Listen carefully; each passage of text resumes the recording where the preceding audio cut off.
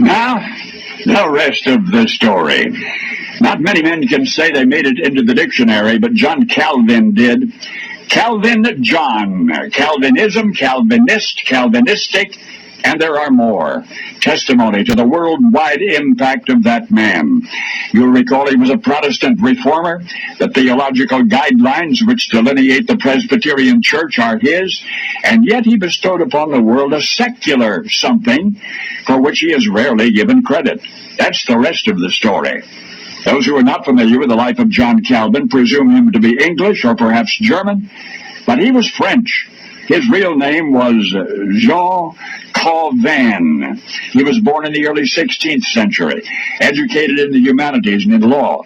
Because of his conversion to the Protestant reform, he was forced to flee his native France. His first major work was written in exile at the age of 27.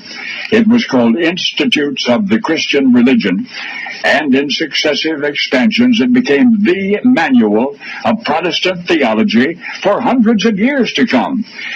Now I'd like to switch our focus to the nation, and specifically to the city in which John Calvin was exiled. When the young reformer arrived, he discovered that hard times had arrived first. Merchants had drifted away. Industry was stagnant. What once had been a flourishing center of commerce had become a ghost town. But not far behind John Calvin was a tidal wave of persecuted French Protestants who had also fled their native land, and these fellow fugitives of Calvin's were mostly craftsmen. A great number were goldsmiths.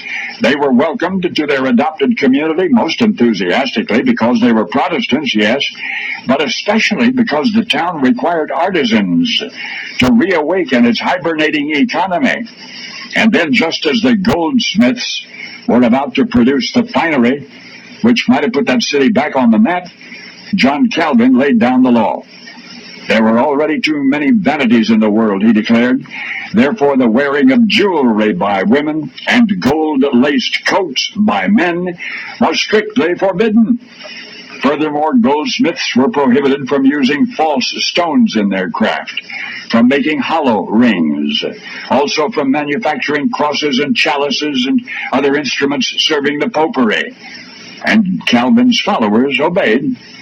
Not only that, the reformer actually managed to get those restrictions passed into law, local, secular law. But John Calvin's glitter ban was not to impede economic recovery, quite the opposite, in fact. For the goldsmiths, searching for a sanctioned outlet for their craft, teamed up with the French Protestant watchmakers, and together they produced the most exquisite, the most precise mechanical timepieces that the world had ever seen. This, then, was the other gift of John Calvin, that for which he has not been remembered until today. That prior to his arrival in Geneva, Switzerland, clockmakers were scarce. It is axiomatic now that nothing is more elegant, and in fact nothing runs more smoothly than does a Swiss watch. You've heard that said all your life. Well, now you know the rest of the story.